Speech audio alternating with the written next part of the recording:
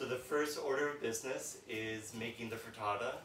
What I need to do first is cut up the onions as well as the mushrooms, and we're going to saute the spinach before we add the eggs. It's going to be interesting. I'm a master in the dungeon, not so much in the kitchen. I'll teach you something. Oh, yes, yeah.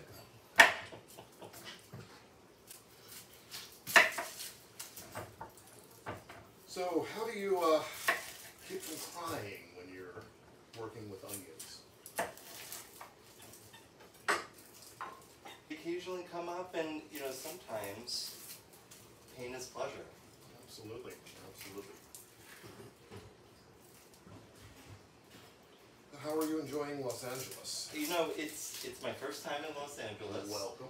And I have to say, every day has been such a beautiful day.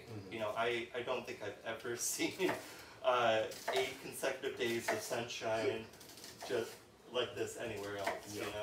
Yeah. People have been friendly. Mm-hmm. There's been lots of things to do. It's been great. Yeah.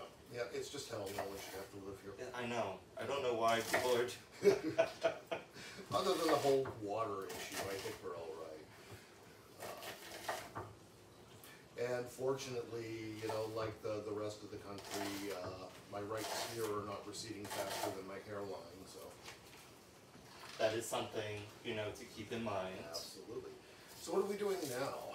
So what is our next step? So after this, we are going to throw some butter on the skillet, Okay. melt it, Mm-hmm. and fry up some of these vegetables so that they're all prepared for the frittata. Okay. Now, let's say you're a leatherman working in a pinch. Could you use Crisco? You could. Okay. You could. And I expect a leatherman to have ample supply of Crisco, Mm-hmm. potentially in multiple rooms, Yes. but certainly in the kitchen. Okay.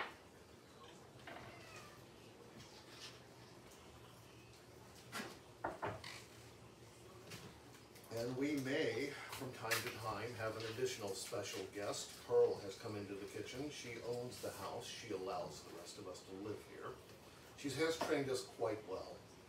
So I need to give thanks to Pearl for allowing me the opportunity to be in the house and to cook in her kitchen.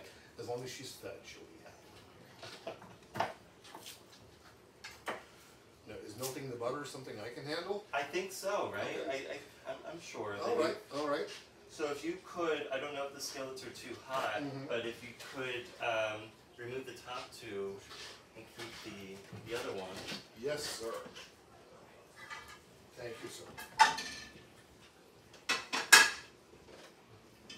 It looks like there's already something Sticking there. in it? Oh, yeah, that doesn't happen in this house. Okay. I can always tell when someone's been playing because I cannot open any doors in the house. The doorknobs Is that are right? slippery. Yes.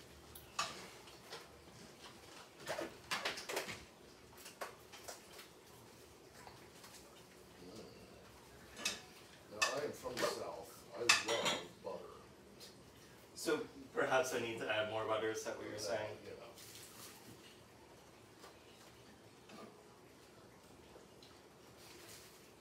And I live on coffee. In fact, I've been told I taste like coffee. How many cups of coffee would you typically have? Cups? Yeah. A pot? A pot. Or two. Okay.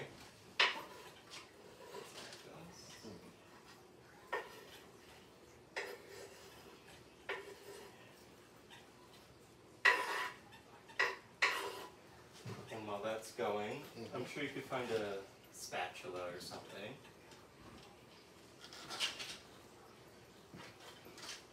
We are currently live on Daddy? What's a spatula? What have I got? No, this pan is hot, yes.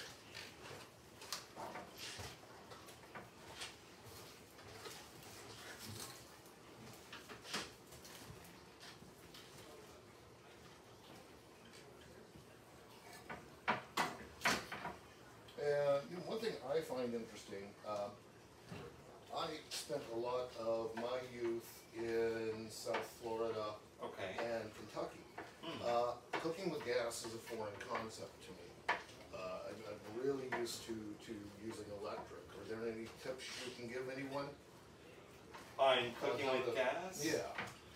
That's an interesting question because I feel like, you know, with gas, especially in a room like this where you have the fan spinning, it can affect the distribution sometimes of the heat, you know, if it's in a certain location. But, you know, you certainly want to just be aware of when your gas is on and not make sure that you fill your house up with gas. But in general, I find that I haven't had a major difference between, like I find that I prefer gas to, what do you call that, the Electrolux or the electric one, just because I find it's more like dependable. Okay. You know what? Yeah, for me, I can't get the temperature with gas. I don't know where I am. It does take a while, especially with skillets like this, for it to reach for it to insulate, to reach the temperature. Add this, just to get it underway.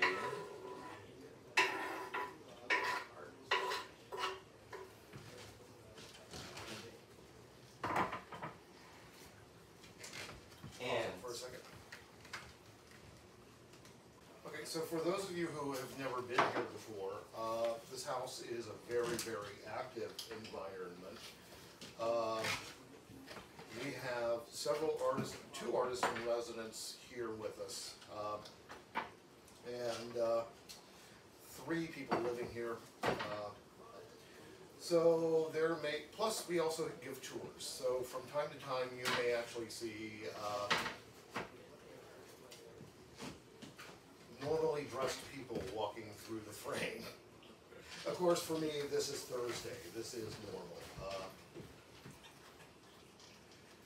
Steve, where is home for you? So home is currently in upstate New York. Okay. I live in the city of Syracuse, and I've lived in that region for almost on and off for 10 years now.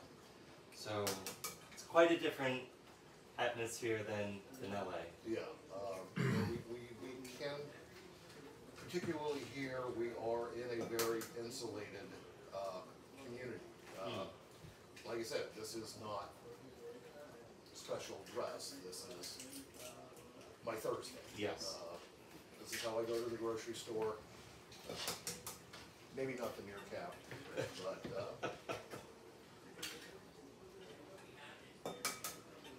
How are those onions and mushrooms coming along?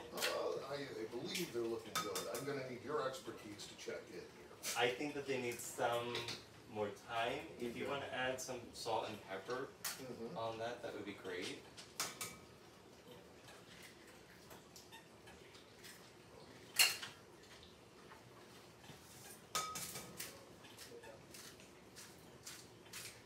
And of course, as gay men, salt grinder.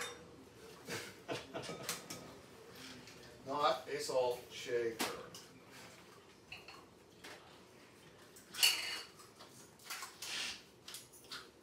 What is my Instagram title? I think it's Leather Marc or Marc Bellenger. I think it's Marc Bellenger. Okay.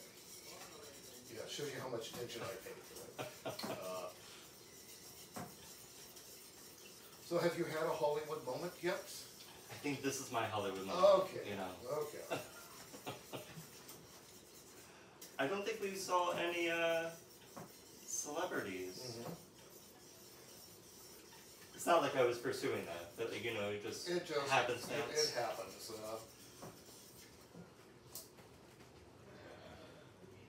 There are times I'm quite sort of shocked when I open up the door and see who's standing in front of me, and I'm like, oh, hi. And I do my best not to get starstruck.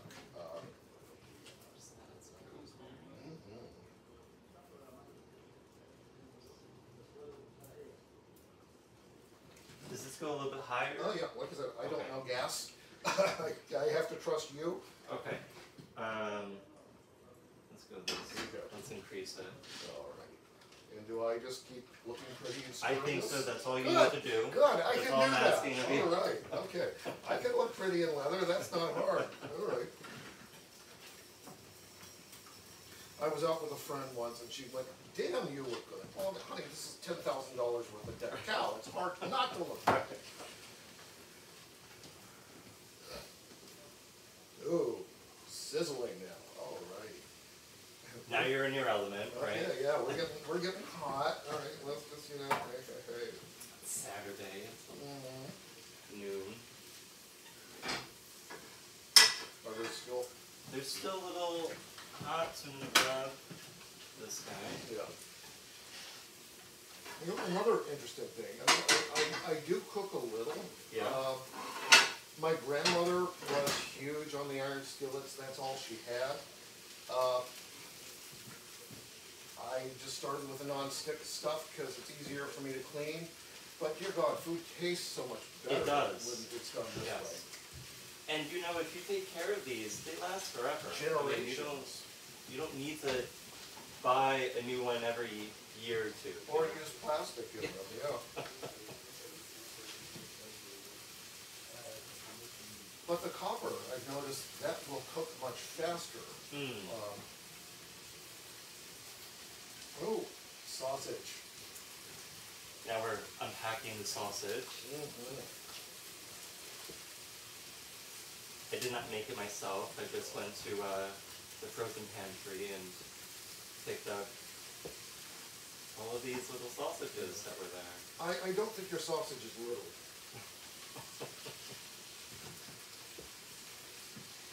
I think you've already confirmed that. All right. So that's that.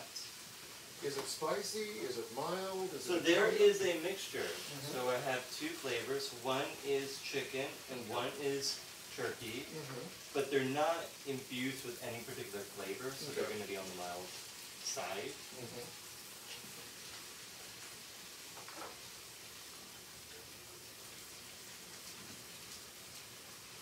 Oh, this is, oh my God. Oh, this is It's coming together, right? Yeah, it's starting to smell like sex. Yes. Oh, It gives you fuel for the weekend. Oh, yeah. You know.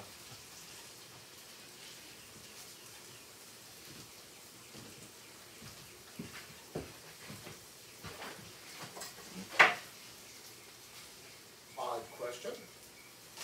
Is this a bottom safe dish? You know, there's going to be lots of potatoes, and I feel like that's fibrous. Okay. And you know, I don't see why this wouldn't be a bottom safe dish. I need to start quantifying my dishes to put on some metric, you know? An interesting thing, how to eat when you're a bottom. Yes. Yeah, there's a lot of recipes out there that focus on bottom-friendly health. You know, and I often focus on like quinoa and whole grains to make sure that that side of things goes well. And what do you have in your hands there? So, what we're going to be adding to the frittata is cheddar cheese. Okay. So I have a block of cheddar cheese that No head cheese? Hmm? No head cheese? Sorry. Oh. A little foreskin here and there. So what got your interest in cooking? I think it's my desire for independence and being cheap. So I started cooking when I was in college and I didn't have a lot of money. And I would watch a lot of cooking shows because there's really no drama in a cooking show. And when you know, you need something to relax to, that's a perfect show to watch. So I picked up a lot of ideas watching those cooking shows, and I would buy the cookbooks and just spend time making recipes. And it's just now my hobby. I've done it now for close to 20 years. And it's always been something I'm interested in. I'm not formally trained at all in it, but it's something that I do almost every day. You know, it's interesting. I come from a large family. And, you know, my big butch marine truck driving brother is the one that my mother gave all the feminine skills to. He can sew, he can cook, he can do anything in a kitchen. Meanwhile, you know, I can tune up the car with no problem and change your oil. So, you know, that stereotype kind of got twisted around. Right. So, Steve, how was this looking? I think that looks fantastic. Should it come off the heat? No. Okay.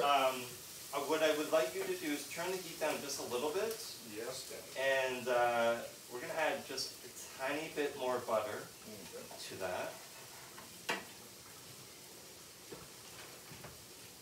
And do you have milk in your refrigerator? Yes. I forgot to pull some out. This is California. There's probably almond milk, oat milk, fat, and any combination of various whatever you could think of. I decided to pull the traditional whole. Okay. So I hope that doesn't mean all the Californians will stop following me because I'm not using oat milk, but... We once had an unflavored, or I don't know if it was a flavored almond milk, but I'm drinking it, and I'm going, this tastes really familiar and really odd. And then that taste memory hit. It was Kentucky Fried Chicken skin. Huh. I was drinking Kentucky Fried Chicken I've never skin. put those two together, but it makes sense. I'm like, okay. It's like these odd flavor potato chips they do. I had a cappuccino potato chip once. Because you know what's missing from my cappuccino? The whole chewing experience.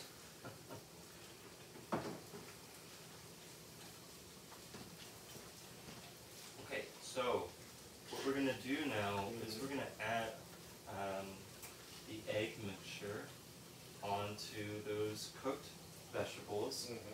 But before that, I just remembered I have some spinach that I want to wilt down, and that shouldn't take more than a few moments to do. I can get it open.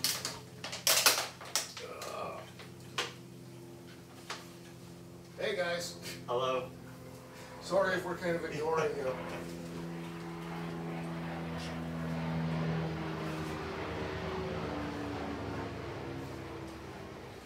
So your job is going to just, you know, press, No, I don't. you know, what you need to do is just continue stirring the spinach so it wilts down. Okay. It should take only a few moments. All right. And Is this pan going to be big enough? I think it's going to be, you know, it looks a lot right Okay. now, but it's going to be fine. I have faith. Yeah, sometimes some things shrink when we don't want them to. That's, you know, we Yeah. have to accept our limitations at times.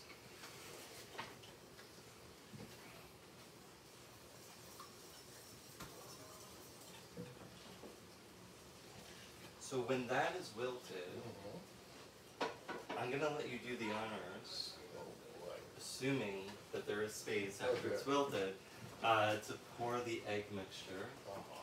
I'm hoping that we have enough space for all of that.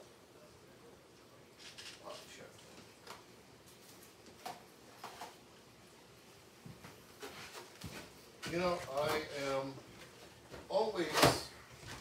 such a perfectionist that sometimes I am afraid to try new things, and cooking has never been my forte. It's not something I do perfectly, but anytime I'm doing something like this, I always have to remember some really, really good advice that a very, very smart man gave me one day. Do something every day that scares you. And you know what? Sometimes that's a little good sexual advice as well. It can really open our doors. Oh, it's working! All right. Oh, chemistry is happening. Look, Mom, I'm cooking. Look, Mom, I'm cooking in leather. See, you were so apprehensive. It was too much. And It all works out like magic, you know? So, is there a certain thing that you tend to cook yourself? You know, if you don't identify as a cook. I make a fabulous reservation. Okay. That is a skill. Yes. What is your favorite type of food that you seek out? You know, my absolute favorite food, and I haven't had it in years, and it's probably not possible anymore. My favorite dish in the world was my mother's country fried steak. I have tried to recreate it, what you get in restaurants, but it's not the same thing. My food choices are very simple. In reality, I'm a very picky eater. Okay. You know, sushi is baked. Kind of basic meat and potatoes is my diet. Okay. So you must enjoy the food whenever you're in Germany or that side of the world because it's pretty homey. It's very comforting. No? I enjoy a lot of things when I'm in Berlin. Don't we all? Why is it the great food cities are the great sex cities?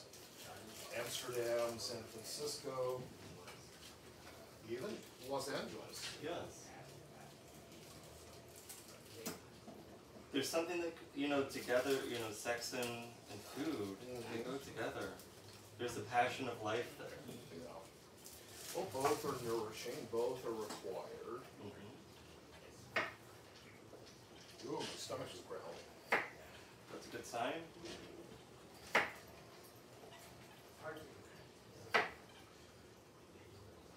I'm going to need to use the tea kettle and boil some water. What I'm doing at the moment is preparing the potatoes. Okay. So the potatoes first need to be cut up into halves, and they're going to be fried in some butter. And then I'm going to put some boiling water on top of them after they've done that, and that will help make them more crisp. So thank you for filling up the kettle. Little water sports in the kitchen. You know. Simple task I can handle. I appreciate that. And maybe, you know, you'll walk away with one of these recipes and feel confident to make them, or maybe you'll just make reservations. Yeah, hell, honey, I live with a cook. There's no need for you to cook. Yeah. Again, it's Los Angeles, and no one should have to live like we do.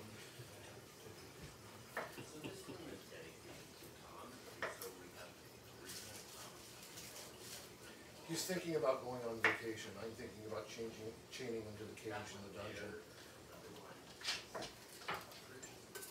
Is that the after brunch tour that I'm gonna see? You might possibly get a private tour of it, but that is a non-camera moment.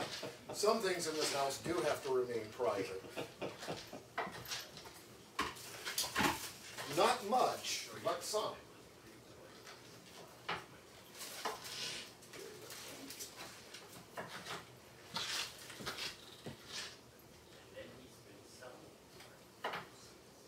So when did you see your first Tom of Finland image?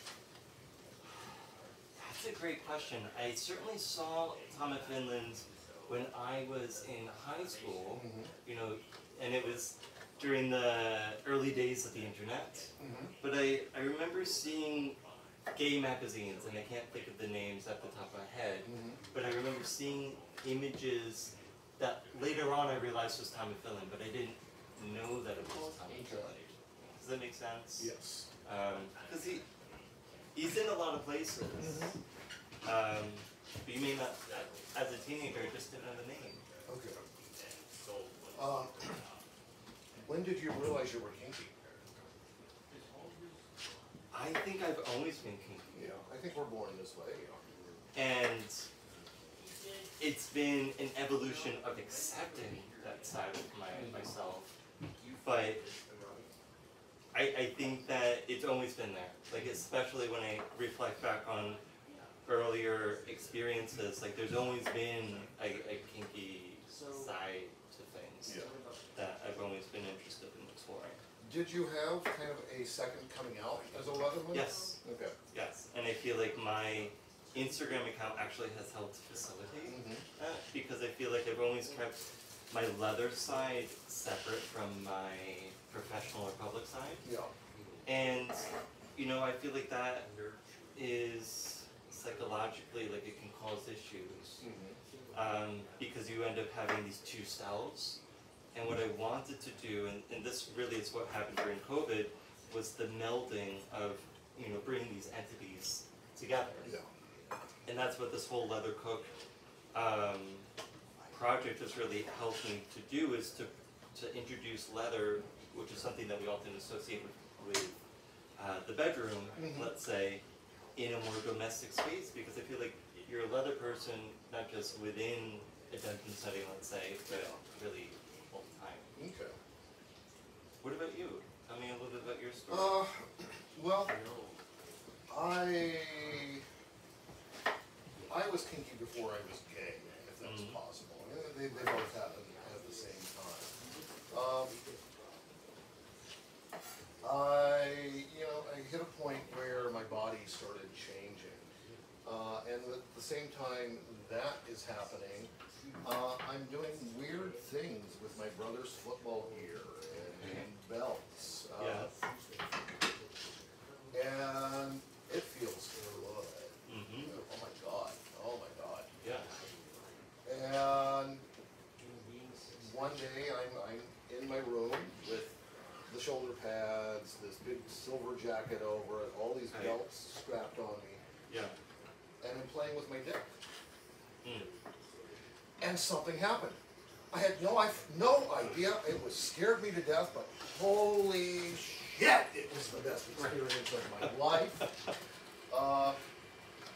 And I was off and running from there. I saw my very first Tom of Finland image.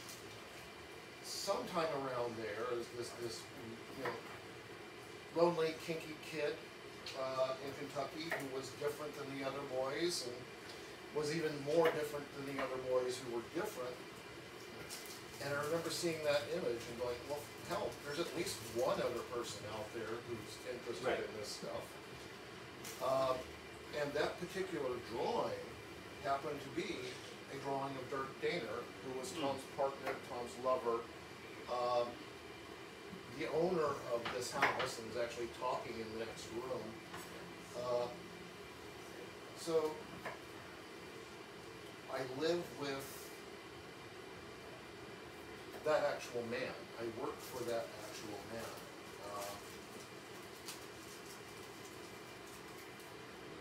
And it's just, it's an unbelievable experience. I forget how lucky I am. Last night I decided to get geared up and go out to the Eagle. And then I sat down. But we did not see you at the Eagle. Yeah, I sat down on the couch. It attached itself to my ass. Right. Couldn't fit out the door. How's the water? Sounds like it's good. Is it all, does it click? It should click up. Okay. Is that what we need to wait for? I think so. Okay.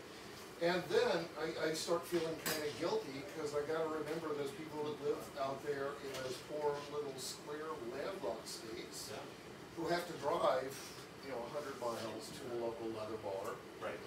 and double the occupancy when they walk in.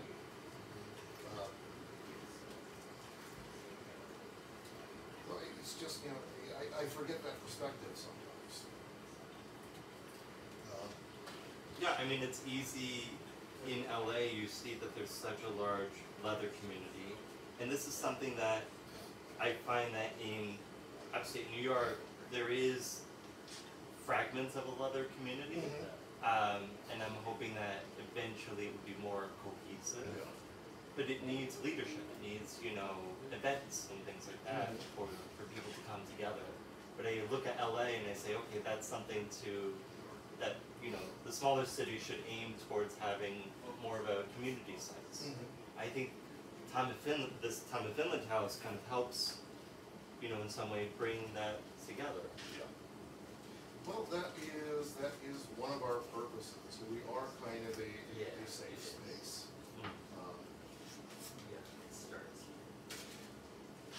There are days, there are weeks, I'm just realizing, when I go without interacting with a heterosexual. They're foreign to me. I kind of understand why they fear us, because from time to time I fear them. Water seeks its own level. We are comfortable, you know, around ourselves. And I think about, as a kid, I knew I was gay at a young age. Yeah. And I found that I had this like protector part where I wouldn't show certain sides of myself because I was afraid of rejection, just because it's like social stigma and things like that. And I definitely feel that that's still there when I'm interacting with straight people, certainly that I don't know. Whereas with gay people, I feel like, okay, we've had a similar journey, so I can cut to the chase, and it's like there's a code switching that happens where I'm able to just speak my own language, and we kind of get each other. You know, there's a shared culture, even though we're not, it's not like a separate country, it's like a shared experience. You know, I just had an idea for you. I know that you're a cigar fetishist. Yeah. Perhaps you could come up with a dish that contains ash. Oh, that's interesting. I've never thought about that. Excuse me for a moment. The first thing that came up, which probably would not work, is like a pudding. Yeah. An omelet, maybe. Yeah. I like this idea. Oh, maybe we can experiment a little bit later. I see a cookbook of dungeon recipes. Yes. Coming tonight. Kinky cooking. Yes. Kinky cooking in Kake's kitchen. Kake was Tom's sort of alter ego, the cartoon character that he drew. This house was declared a cultural historic monument a few years ago. And one of the things this house is a cultural historic monument within the city of Los Angeles. Holy shit! Well, that's got to be bleak for Instagram. But one of the things they suggest you do, you know, is name each room. We are in Kake's kitchen. The living room is referred to as, quote unquote, the drawing room. The main bedroom is the master's room. The small bathroom in the kitchen is the head. All fitting names. Absolutely, and then, you know, we sit on almost an acre of land, so the property itself is referred to as Pleasure Garden. Pleasure Park, I'm sorry, which was Kake's favorite hangout. A place for him to go and do what men naturally do when men are together doing what men do. So if you're in Los Angeles, reach out to us, give us a call, and perhaps you'll be able to come spread your seed here at the house. What do you think you could cook with seed? I think that there's infinite possibilities with that. First thing, smoothies, right? I mean, don't you want that with your banana smoothies? Yeah. Ooh. Yes. Or if you have like a rice pudding, right? It would easily seep in there. How's that coming along? You tell me. I think that's great. Okay. And so why don't we add the egg onto that? This is on one of the lower temperatures, is that right? Master in the dungeon, not the kitchen. I'm going to hold it here, you tell me. Okay. Yeah, let's just keep it there. I don't want the fan to like make it go out. If you're able to then do I need to beat it more? Have you beaten them? I would beat love me, Daddy. Beat me. I would love to see you beat this a little bit harder. Okay, let me just undo this and I'll be right there. OnlyFans, sorry, not Instagram.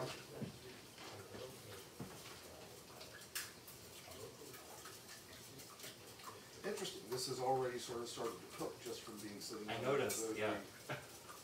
Griddle. Another thing. Clearly the oven works. Yeah, it's another thing I'm not crazy about with gas. Of course, this is, I think this is literally 70 years old. So it is always on in one form or another. Hell, it's literally cooking now. Is everything in this room original to when Tom of Finland was living here? When Tom was living here, it's probably pretty close to it. This is really the only room that's had any heavy modification. Believe it or not, this was actually 4 separate rooms. This room? Yes, this room. This 10 by 15 kitchen, which has to handle 15 people on any given day.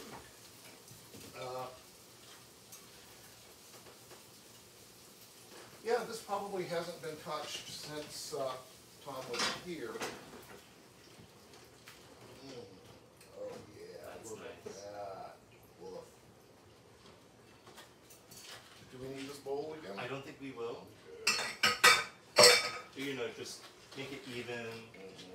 I'm gonna try to figure out our situation here. I hope that you enjoyed part 1 of Kake's Kitchen.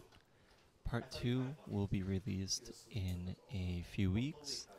As always, I really appreciate if you are able to subscribe and share this content with your friends.